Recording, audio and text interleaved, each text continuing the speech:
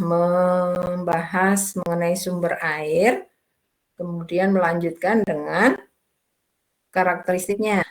Tapi karakteristik, jadi kalau nanti pembicaraan kita menyangkut ke sana, ada karakteristik sumber air, ada karakteristik airnya sendiri, kemudian bagaimana menyiapkan air industri tersebut, yaitu menggunakan pengolahan primer, gitu ya.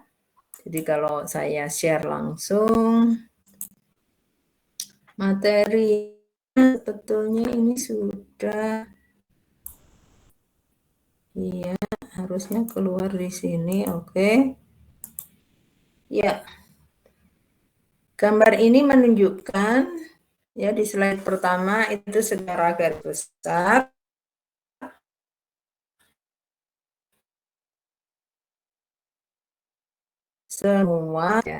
semua pengolahan primer yang dilakukan. Walaupun kalau sudah masuk ke dalam gitu ya, ada yang belum tersebutkan di gambar tersebut.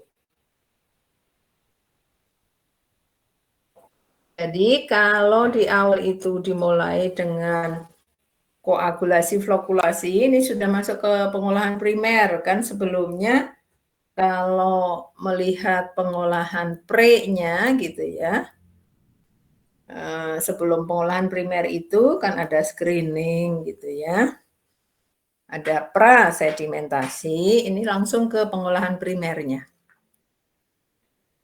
Jadi koagulasi dan flokulasi disambung dari situ gitu ya ke tangki sedimentasi. Keluaran dari tangki sedimentasi kemudian diolah lebih lanjut menggunakan filtrasi. Ya, sehingga dari pengolahan itu sebetulnya air itu sudah siap digunakan. Hanya sekarang tergantung apakah itu air industri yang kita kenal ada 3 macam ataupun justru air domestik yang digunakan untuk keperluan karyawan, gitu ya. Sehingga kalau nanti langsung dipakai untuk air domestik yang digunakan karyawan itu perlu disinfektasi, ya. Di sini disinfection, ya. Disinfektasi untuk menurunkan bakteri,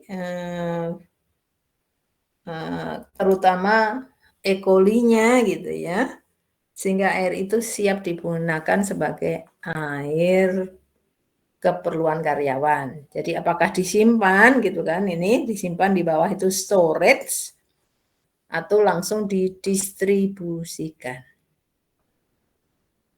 Sehingga kalau kita lihat apa saja sih gitu ya yang disebut dengan pengolahan primer, itu ada seperti yang saya sebut tadi gitu ya, ada proses koagulasi, flokulasi, sedimentasi, filtrasi. Nah, itu kan kemudian bisa langsung disinfeksi kalau pakai untuk air domestik. Namun berikutnya jika memang dikehendaki pengolahan lebih lanjut, ada proses adsorpsi, ada proses penyisihan gitu ya, removal, penyisihan dari Fe dan Mn. Nah, ini Sarah, coba Sarah bacakan Ibu ini, yang bagian bawah ini Sarah. Coba open mic. Boleh, Ibu. Ya, Ibu. Yang bagian bawah. Pengolahan primer akan menghasilkan air yang bersih secara visual dan akan didistribusikan ke semua unit di pabrik kimia untuk memenuhi keperluan air, antara lain di unit boiler, air pendingin, air proses, air keperluan domestik pabrik. Salah satu contoh standar air bersih yang ada di salah satu industri kertas dari pengolahan air sungai disajikan di tabel 3.1. Thank you Sarah ya. Jadi seperti yang saya sebut tadi, setelah pengolahan primer ini siap gitu ya digunakan. Namun sebetulnya kalau lebih lanjut nanti apakah memenuhi persyaratan atau tidak, khususnya untuk unit boiler, gitu kan, ataupun air proses itu akan diolah lebih lanjut. Makanya di awal gitu ya, di awal saya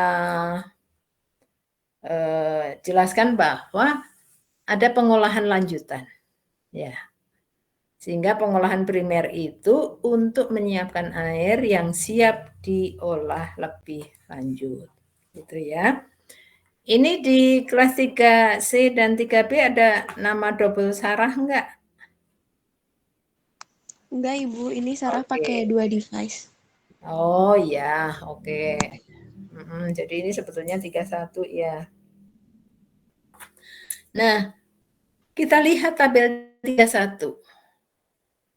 Tabel 31 ini contoh gitu ya untuk standar air besi dari pengolahan air sungai. Jadi, air sungai sebagai sumber air permukaan, air sungai sebagai sumber air permukaan diolah melalui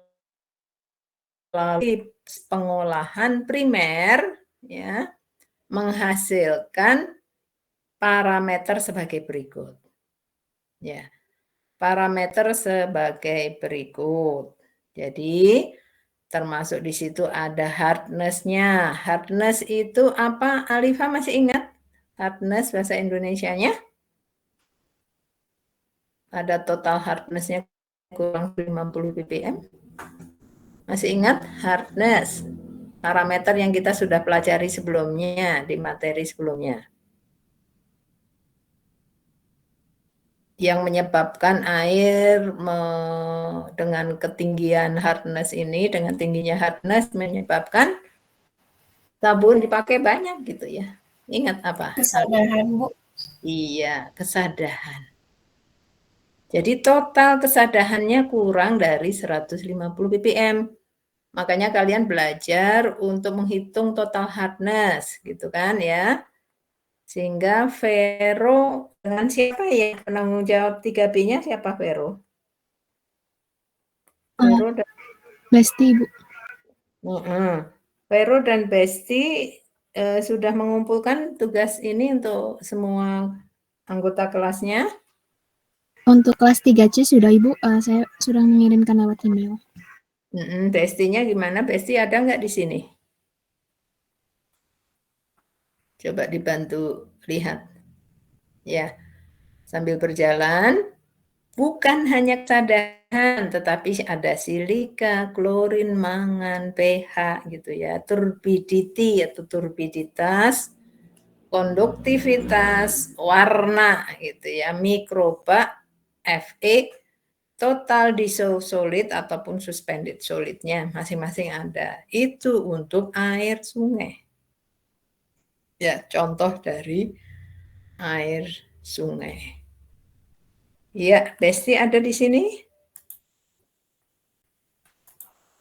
Izin menjawab, Ibu. Besti sepertinya sudah mengikuti kelas PA yang hari Kelas Senin. Senin ya, ya sudah. Nanti tolong tolong diinfokan bahwa tugas itu mengapa diberikan gitu ya.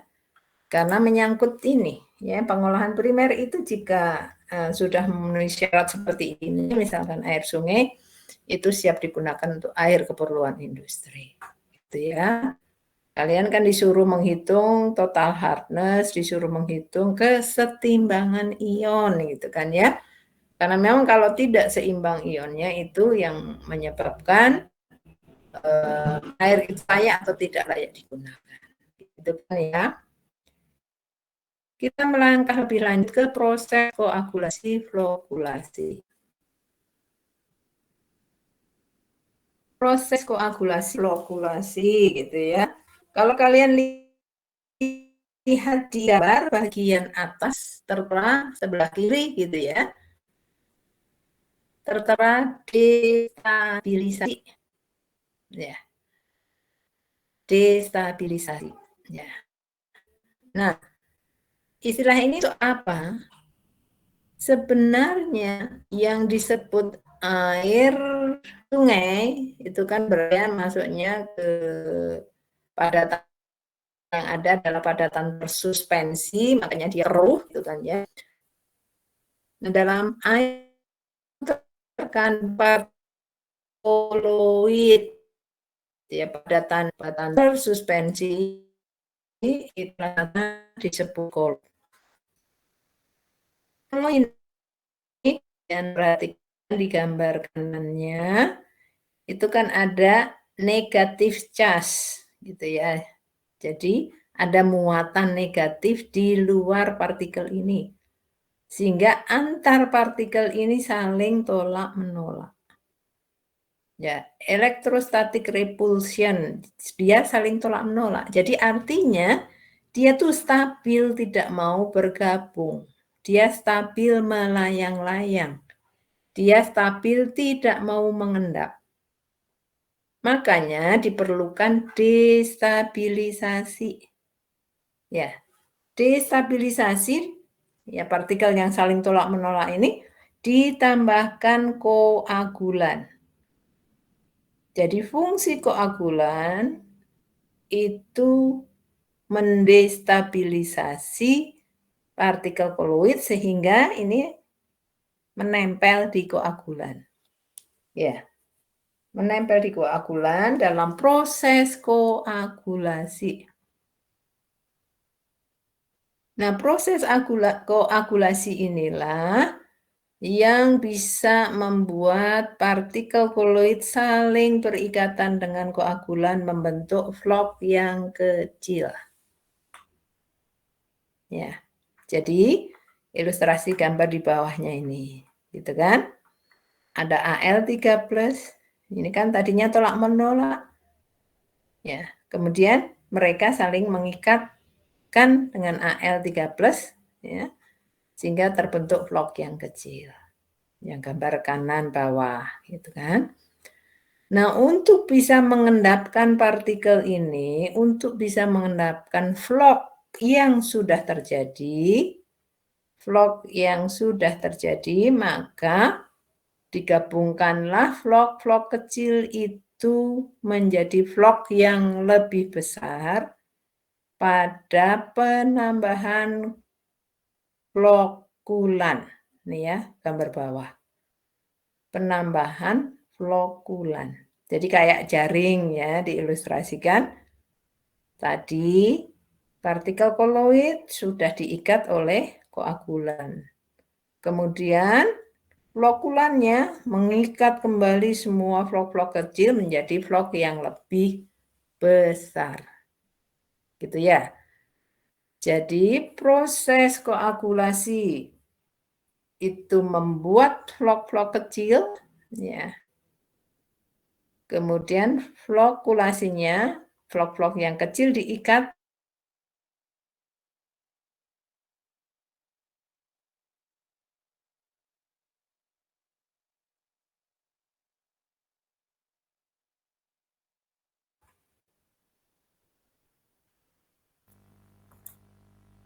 Revi bisa open mic?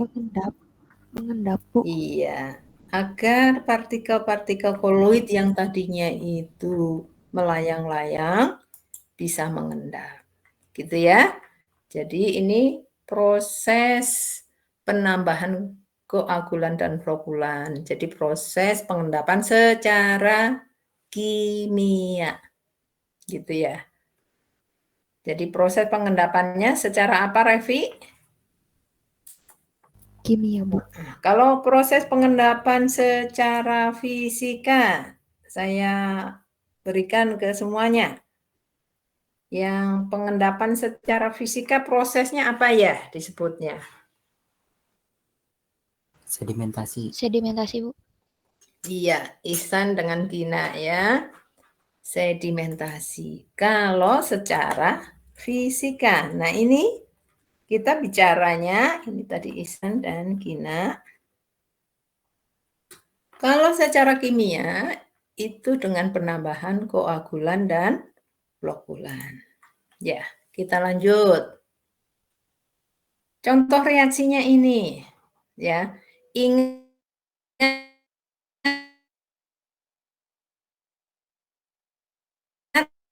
kesadahan misalnya tadi diwakilkan artinya adalah kesadahan karbonat kan gitu ya, kesadahan karbonat yang isinya bikarbonat Jadi ini kan ada kesadaran nih. Kalsium bikarbonat ditambahkan koagulan tawas. Tawas itu Al2SO4 3 kali. Aluminium sulfat itu tawas. Nah, si kalsium bikarbonat ini ditambahkan koagulan menjadi flok, gitu ya.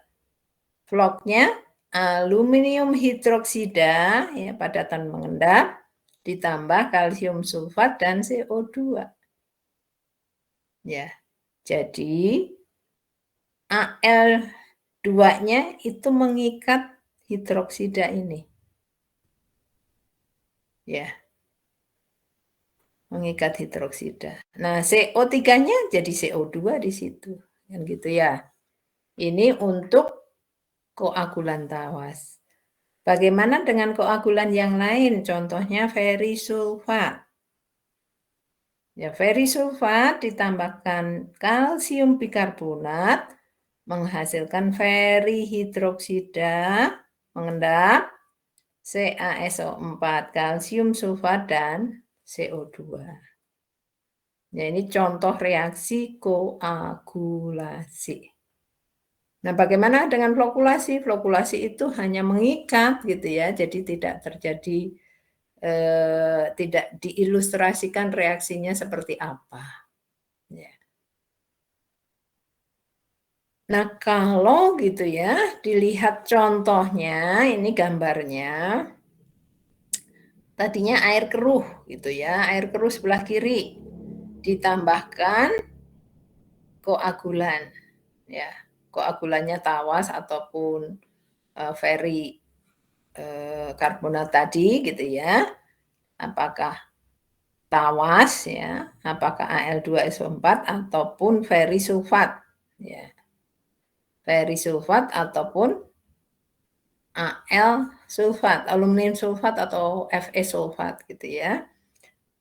Ditambahkan itu yang di gelas kimia kedua. Ya. Dari kiri saya membahasnya. Jadi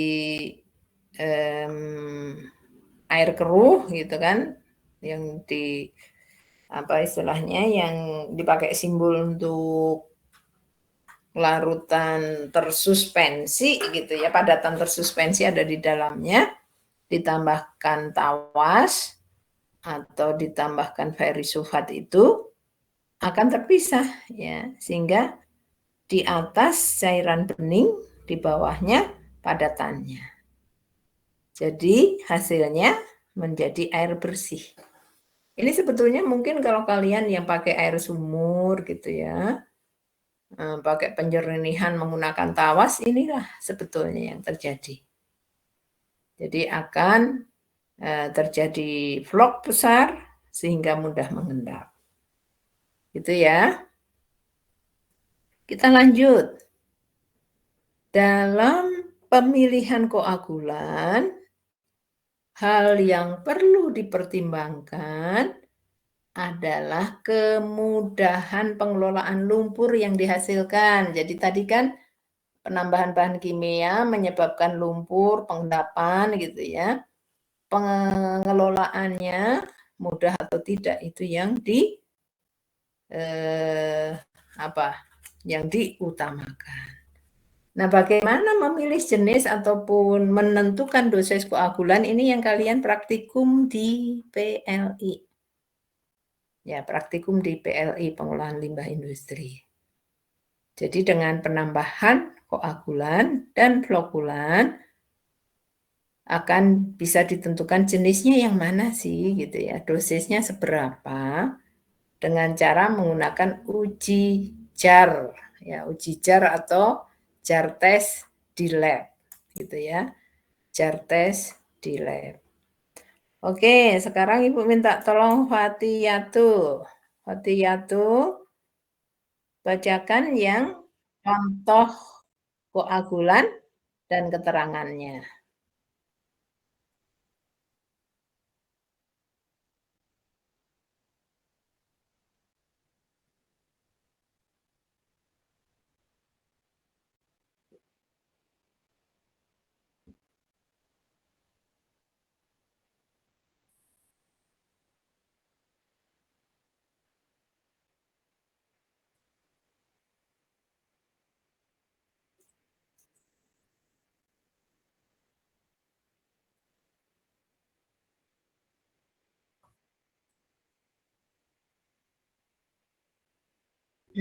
Thank you Fatia tuh ya. Jadi artinya begini, masing-masing itu punya kelebihan kekurangan. Nah, itulah yang kalian baca, kalian lihat. Kalau contohnya itu tawas, hal-hal yang menyangkut penggunaan tawas sudah dibacakan oleh tuh. Begitu juga untuk yang lainnya. Apakah itu besi klorida, bahkan batu kapur gitu ya, kapur. Nah, coba kalau Foni bisa open mic. Kalau Bisa, Bu. baca Ibu yang batu kapur atau gamping ya.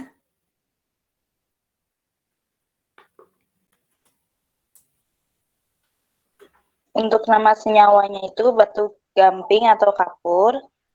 Keterangannya murah dan mudah didapat. Bentuknya dengan kemurnian lebih dari 90%. Pelarutannya rendah, digu pada air yang mengandung magnesium tinggi, serta endapan lebih banyak. Nah, gitu ya, Kak Laida, thank you. Kalau pakai batu gamping atau batu kapur, iya murah dia, mudah didapat. Tapi endapannya lebih banyak, gitu kan ya. Sehingga tadi di slide sebelumnya bagaimana pemilihannya, terutama kemudahan pengelolaan lumpur ya. Kalau lumpur yang dihasilkan jadi banyak, kan juga menjadi masalah bagi industri itu. Gitu ya. Yang lainnya nanti kalian bisa baca. Termasuk flokulan ya. Flokulan. Flokulan itu biasanya dari polimer, ini tidak disebutkan, biasanya pakai merek dagang gitu ya. Memang dia mahal. Ya. Namun rupanya dosisnya, kalian perhatikan ini, dosisnya sangat rendah. Antara 1 sampai 3 ppm saja. Nah, 1 sampai 3 ppm saja.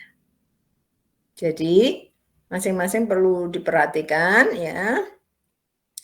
Termasuk ini ya, kalau polimer itu kan ada polimer kationik, anionik, non-ionik, ini kalian tinggal nanti baca. Namun semuanya bisa kita pakai sebagai flokulan, hanya kembali ya, pertimbangannya apa. Ini misalkan flokulan dosisnya sangat rendah, kan gitu ya. Kita lanjut untuk pemilihan koagulan gitu ya. Ini dalam bahasa Inggris kalian bisa lihat masing-masing gitu ya. Typical uses, jadi biasanya dipakai untuk apa gitu ya. Sehingga misalkan pakai sodium aluminat. Ya, itu tuh bukan hanya sebagai koagulan tetapi juga dia jadi pelunakan ya, pelunakan air ya untuk menurunkan kesadaran. Nah, gambar yang sebelah kanan ini memperlihatkan bahwa kalau proses koagulasi itu pakai kecepatan tinggi. Di buku ajar nanti kalian bisa lihat ya seberapa RPM-nya. Kecepatan tinggi untuk koagulan karena dia memberikan pengadukan yang cepat agar terjadi tumbukan antara partikel koloid dengan koagulan. Ya. Dengan rapid mixing. Namun kalau nanti sudah penambahan flokulan, kan berarti flok kecil sudah terbentuk, flok besarnya kan diikat oleh polimer, pengadukannya justru rendah. Gitu ya. Pengadukannya rendah. Jadi, setelah proses koagulasi dilanjutkan ke proses flokulasi, lanjutannya adalah sedimentasi. Ya. Nah, sedimentasi ini gitu ya. Sedimentasi itu sedimentasi itu untuk mengendapkan flok-flok besar tadi. flok besar sudah terbentuk kan mengendap tuh. Tangki pengendapannya yang tadi disebutkan Ihsan sama Gina, pengendapannya kan sudah secara fisika. Jadi diendapkan, nanti lumpurnya diambil, supernatannya masuk ke filtrasi atau pengolahan berikutnya. Gitu ya. Sehingga kita lihat rangkaian peralatan yang sudah kita bahas tadi, koagulasi, flokulasi, ini untuk memberikan ilustrasi skemanya gitu ya. Kan koagulasi, flokulasi, sedimentasi. Sedimentasi yang mengendapkan hasil dari koagulasi, flokulasi itu disebut clarifier. Clarifier. Kalau ini contohnya limbah cair, ya sebetulnya bisa pakai limbah cair ataupun untuk air industri, jadi dari sumber air pakai koagulasi, flokulasi. Kita lanjutkan. Inilah permasalahan yang terjadi, yang sering terjadi. Nanti bersiap buka mic, Ardika bisa, Ardika Rizky. Gejalanya flok terbentuk terlalu kecil. Apa sih penyebabnya dan bagaimana penanggulangannya? Ardika bisa open mic, baca 1 dan 2 saja coba. Gejala flok yang terbentuk terlalu kecil, penyebab koagulan dan flokulan yang tidak tepat, penanggulangan lain. Yang kedua, penyebab jumlah penambahan koagulan dan flokulan yang tidak tepat, penanggulangan, cek konsentrasi dan atur ulang dosis koagulan dan flokulan. Iya, thank you Ardika. Ya, saya tuliskan dulu Ardika. Penyebabnya, ya, mengapa sih kok flok yang terbentuk kecil? Oh, rupanya gitu ya. Koagulan dan flokulan yang ditambahkan itu tidak tepat jumlahnya. Itu yang kedua ya, Ardika ya. Yang pertama itu justru jenisnya. Rupanya jenisnya salah, gitu ya. Makanya penanggulangannya pilihlah koagulan dan flokulan yang tepat. Tapi kalau bicara masalah dosis berarti ya cek konsentrasi dan atur ulang dosis koagulan dan flokulan itu ya. Nah, untuk hal-hal yang lainnya itu bisa kalian baca lebih lanjut ya. Maaf ini ada gangguan sedikit tadi. Termasuk misalkan rupanya dosing pumpnya rusak gitu ya. Pompanya rusak, pH meter tidak akurat ya, semuanya harus dilakukan penanggulangannya. Begitu ya. Nah, ini misalkan yang flok yang terbentuk pecah kembali, hati-hati tadi saya bilang gitu ya, bahwa pada saat koagulasi ya kecepatan pengadukan tinggi. Tetapi pada saat flokulasi pengadukannya rendah. Karena nanti flok yang terbentuk bisa pecah kembali. Makanya cek pengadukan dan konsentrasi koagulan dan flokulan. Oke, kita lanjut ke sedimentasi. Unit sedimentasi tadi di awal sudah apa ya istilahnya, bahwa sedimentasi itu hanya pengendapan secara gravitasi. Nah, kalau pengendapan secara gravitasi tentunya padatan harus memiliki berat yang cukup, gitu ya, harus berat yang cukup. Nah, khususnya sedimentasi kan tadi dia bisa mengendap secara gravitasi, ya tentunya padatannya adalah padatan yang terendapkan atau settleable solid. Contohnya dari tadi yang clarifier gitu ya, clarifier dari unit koagulasi, flokulasi. Partikel padatan memiliki berat yang cukup dan kalau dia beratnya cukup berarti kecepatan jatuh partikel padatan itu lebih besar dari kecepatan aliran yang berbeda arah. Jadi kalau mengendapkan berarti ke bawah. Nah, aliran berlawanan kan berarti aliran ke atas. Ya, jadi ini harus lebih berat gitu ya partikel padatannya. Ini kalian bisa cermati sendiri nanti. Sebenarnya ukuran partikel pun gitu ya, walaupun kecil gitu ya. Walaupun kecil, misalkan ini 0,0001 mm gitu kan. Dia bisa mengendap. Tapi seberapa lama nih? 4,5 tahun gitu ya. Masa industri mau nunggu sekian lama? Dia nunggu menit, nunggu hari saja nggak sabar gitu ya. Makanya tadi proses koagulasi, flokkulasi itu membuat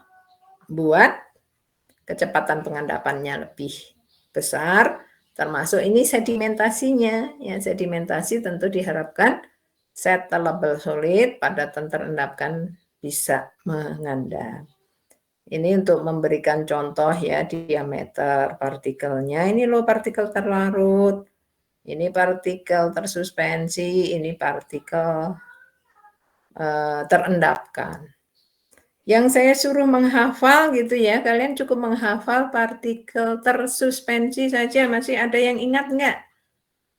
Berapa ukurannya partikel tersuspensi sehingga padatan terlarut kalian tahu, padatan terendapkan kalian tahu. Ya, siapa yang bisa mencoba jawab? Di materi sebelumnya ya, sehingga kita kan nyambung terus nih materinya. Yang saya suruh hafalkan itu hanya ukuran padatan tersuspensi. 1 sampai 100 mikrometer, Bu. Iya, Sopian ya. Ini kayaknya saya sudah pernah tanya ya Sopian ya. Saya ulangi lagi ya supaya kalian juga bisa melihat ini loh gitu ya. Untuk sedimen ya pastilah dia gampang mengendap. Nah, sedimentasi itu maksudnya juga untuk mengendapkan partikel yang mudah mengendap. Tadi prosesnya penambahan koagulan dan flokulan. Nah, bagaimana menghitungnya? Ini tinggal kalian masuk rumus gitu. V kan tadi kecepatan ke bawah harus lebih besar dari kecepatan ke atas. Nah, ini V-nya gitu ya, kecepatan pengendapannya sama dengan G dikali rho S minus rho kalikan D kuadrat dibagi 18 mu. Ini nanti langsung masuk rumus ini saja. Jadi kecepatan pengendapan dalam sentimeter per sekon. Ya, masing-masing ada G, rho S, rho mu, ini kan ada ya. Ada satuannya. Nah, rumus ini yang hukum Stokes itu menganggap bahwa partikelnya bentuknya bulat. Makanya pakai D gitu ya. Jadi ada asumsi. Partikelnya berbentuk bulat sehingga nanti V-nya dapat. Nah, kalau V dapat, ini ya, yang bagian bawah, kalian perhatikan langsung. V-nya harus lebih besar dari V0. Supaya terjadi pengendapan. V itu kecepatan ke bawah, V0 kecepatan ke atas. Ya. Nah, sehingga ada istilah yang disebut OR. OR, overflow rate. Ya, overflow rate itu sama dengan kecepatan ke atas atau kecepatan berlawanan arah. Ya, sehingga kalau OR-nya itu sekitar 1,3 ya, 1,3 meter per jam. Ya. Kan 1,3 meter pangkat 3 per meter kuadrat per jam gitu ya. 1,3 meter per jam, maka ya unit sedimentasi ini layak digunakan ya. Jadi luas permukaan pengendapan harus besar sehingga overflow rate-nya idealnya 1,3. Nah, untuk memperoleh kondisi ideal seperti ini, di sedimentasi itu, di bak sedimentasi, volume ruang pengendapan sebaiknya mampu menampung air selama 2,5 sampai 3,5 jam. Ya, artinya ini nanti untuk memperoleh OR-nya. Sehingga V-nya lebih besar dari V0. Gitu ya. Untuk sedimentasi. Jadi di sedimentasi kalian mengenal apa yang disebut overflow rate. Ya, gitu ya. Nah, untuk bisa memahaminya, tangki sedimentasi itu digambarkan seperti ini. Ada zona inlet, ada zona pengendapan, ada zona outlet. Ya. Nah, biar kalian nggak mengantuk, pembagian zona ini sebetulnya ada persis tidak sih? Di tangki sedimentasi itu terjadi persis, ada zona-zonanya sampai ada pembagian 3 macam.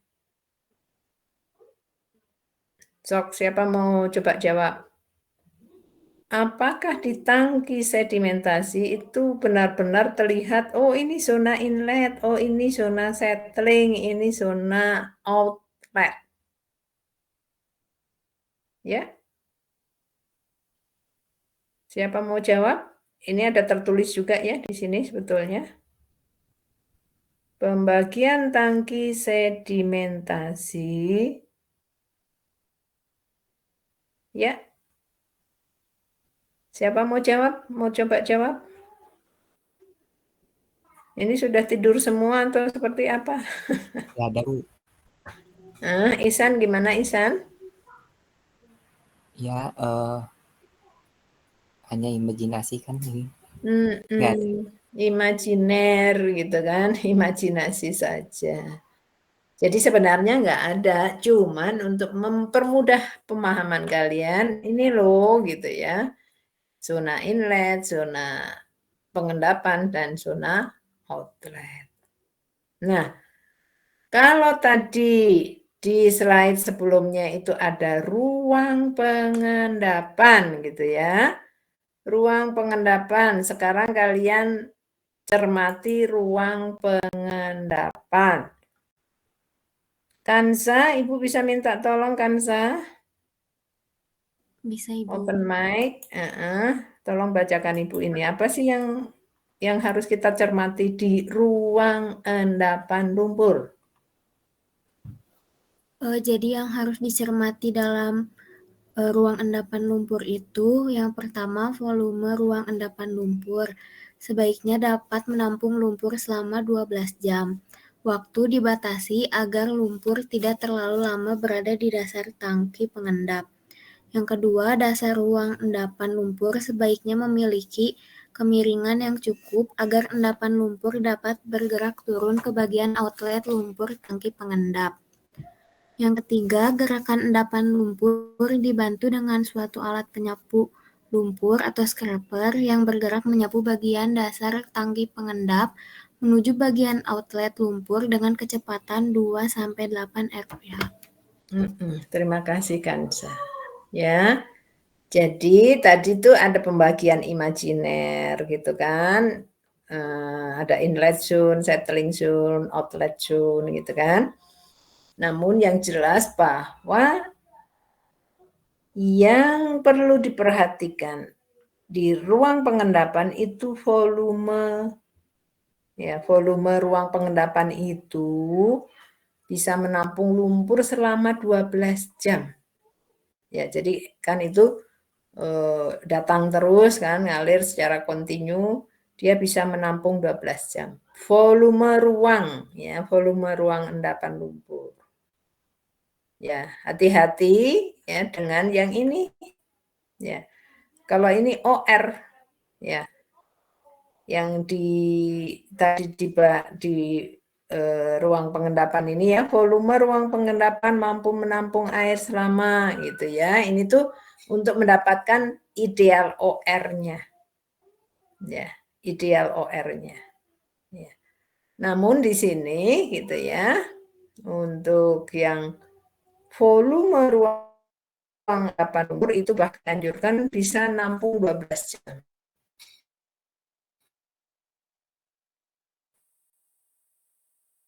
Jadi lebih dari 2 lama gitu kan. Nanti lumpur itu malah sulit dikeluarkan ya. Ya. Jadi waktu dibatasi agar lumpur tidak terlalu lama berada di dasar tangki pengendapan. Kemudian kemiringannya. Kemiringannya ya. Itu harus diperhatikan agar nanti turunnya gampang lumpur itu. Yang lainnya ada penyapu lumpur, alat penyapu lumpur. Ya, tadi dibacakan oleh Kansa, kecepatan 2-8 RPH, root hour, ini per hour ya, bukan per menit.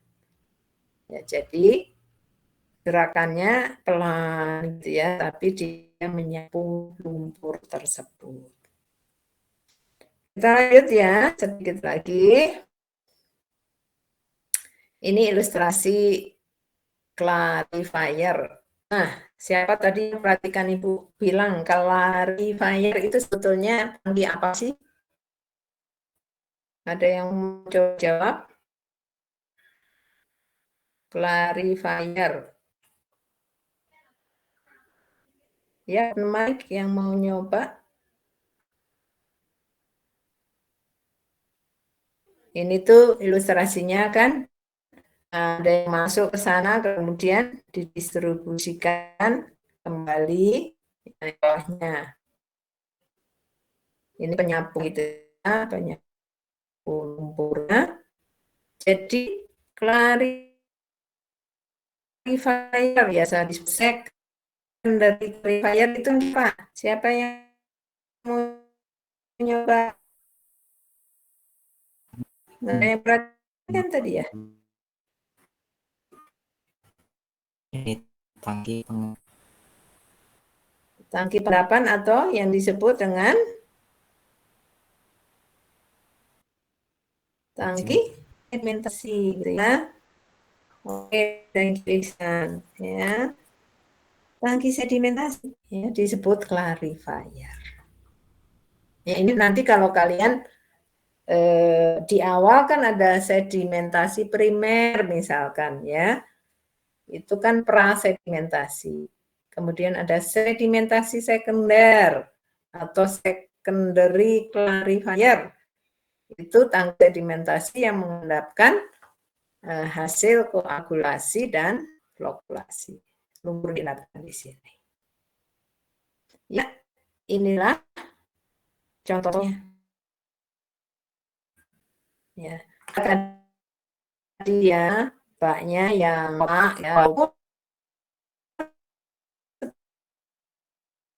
ya, ada surut kemiringannya.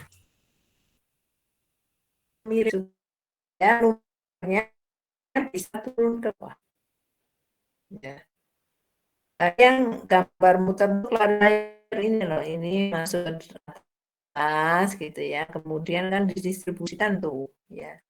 Sehingga ada sebagian lumpur yang diturunkan ya.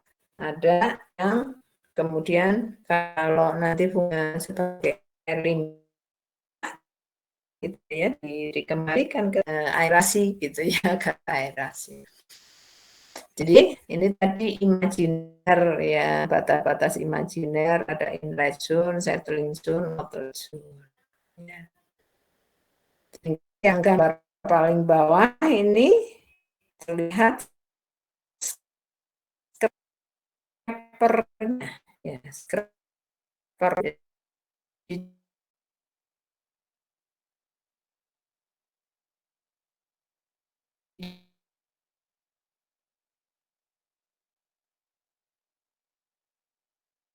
yang tangki sedimentasi.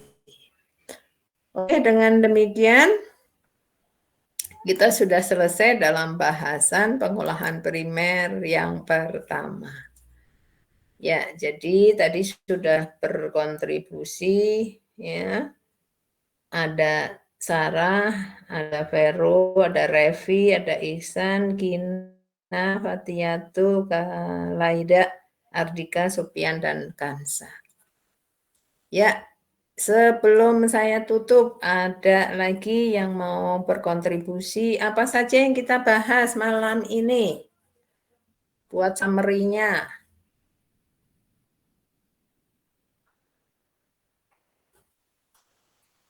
Yang poin-poin besarnya saja.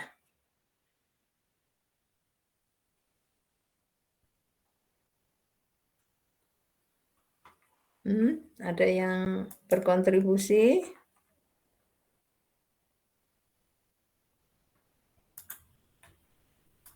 Oke, kalau ini kenapa jadi begini? Kalau tidak, Ibu tunjuk aja ya. Kalau nggak ada yang mau coba. Ini 27 banyak yang on off juga ya. Oke, Arini bisa. Oke, Rafila yang mau coba. Coba. Arini juga bisa on mic. Bisa Ibu. Ya, sok. Nanti Rafila habis ini ya. Sok Arini. Jadi tadi itu membahas mengenai pengendapan secara fisika dan juga secara kimia. Terus membahas tentang clarifier juga. Terus Clarifier itu sama dengan apa ya Arini ya? Sama dengan pengendap, tangki pengendapan. Tangki Terus pengendap juga disebut tangki apa Arini? Tangki pengendapan. Disebut apa? Disebut apa biasanya? Bukan tangki pengendapan, tapi tangki clarifier. Iya, clarifier itu sama dengan tangki apa?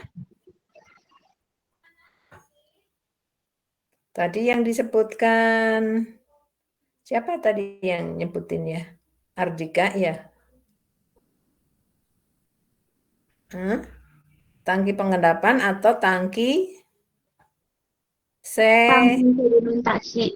Iya, oke, sip, thank you. Lanjut ke Rafila ya Rafila. Ada penambahan apa dari Rafila?